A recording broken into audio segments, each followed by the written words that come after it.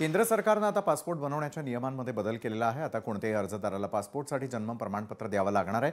ज्यांचा जन्म 1 ऑक्टोबर 2023 नंतर झालाय आणि त्यांना पासपोर्ट काढायचा असेल तर त्यांना आता जन्मतारखेचा दाखला देणं बंधनकारक करण्यात आलेलं आहे। तर एकंदरीतच काय काय यामध्ये सांगण्यात आलेलं आहे त्यावरती आपण एक नजर टाकणार आहोत।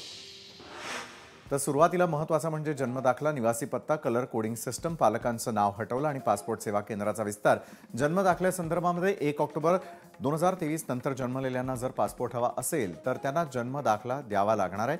निवासी पत्ता या संदर्भात माहिती घेत असताना बदललेल्या पासपोर्टच्या शेवटच्या पानावरती यापुढे निवासी पत्ता राहणार नाही, त्याऐवजी इमिग्रेशन ऑफिसर माहितीसाठी बारकोड स्कॅन करू शकणार आहे।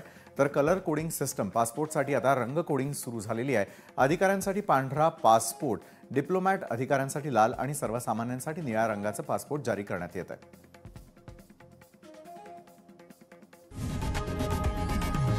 लोकशाही मराठी ऐका, पहा, जागरूक रहा।